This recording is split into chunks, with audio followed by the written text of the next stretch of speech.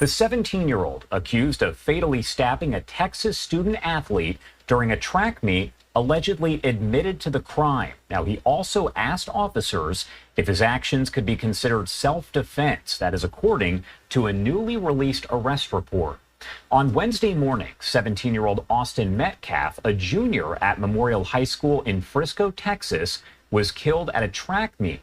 Police said a student from Centennial High School in Frisco, 17-year-old Karmelo Anthony, stabbed Metcalf in the chest during a fight. Anthony was arrested, now charged with first-degree murder, and is being held in the Collin County Jail on a $1 million bond. Here's what happened according to witnesses and the police report. Metcalf got into an argument with the suspect, 17-year-old Karmelo Anthony, over a seating dispute in the bleachers. Metcalf told Anthony he needed to move from under the team's tent. He always was one to step up and be the person that would do the right thing.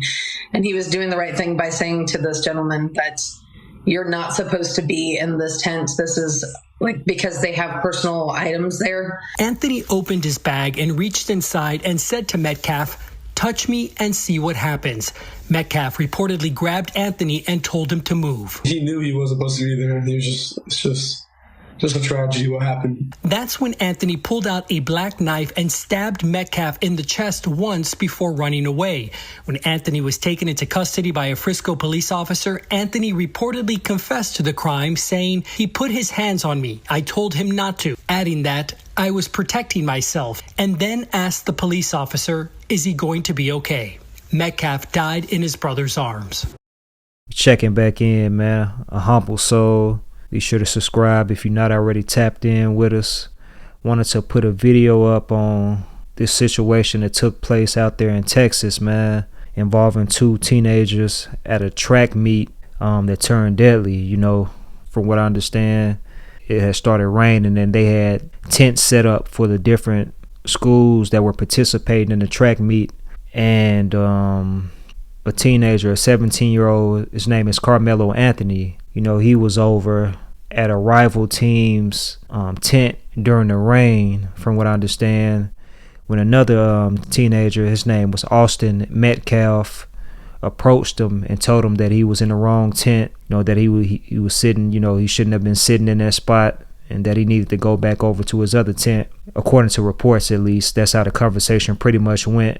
And then it escalated from that to Austin reportedly putting his hands on Karmelo, or putting his hands on his backpack, attempting to force him to move to get out the seat, which is when Karmelo went into his backpack, pulled out a knife, and stabbed Austin one time in his chest, in his heart. And, you know, sadly, Austin passed away from his injuries at the scene. It said that he actually passed away in his twin brother's arms. You know, Karmelo Anthony, you know, he was arrested a short time later, and they're saying that he actually admitted to police that, you know, he told police that he was protecting himself and that, you know, Austin had put his hands on him. And it said that he also asked whether what he did could be considered self-defense and whether, you know, Austin was going to be okay. You know, fast forward, Karmelo ended up being charged with first-degree murder.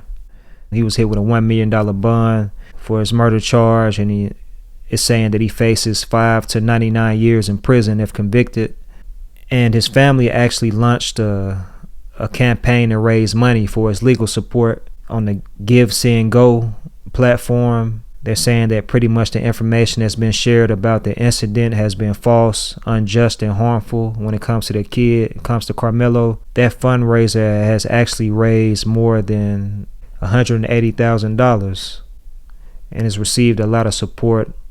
A lot of people have added their opinion on the situation, how they feel like Karmelo is being villainized and his race is playing a huge part in how he's been punished for the situation so far. But on the other end, it's definitely supporters people who feel like he went overboard and that he shouldn't have had a weapon. And if it's a disagreement, it could have been handled a lot better than that, you know. So it's different people have different opinions on the situation.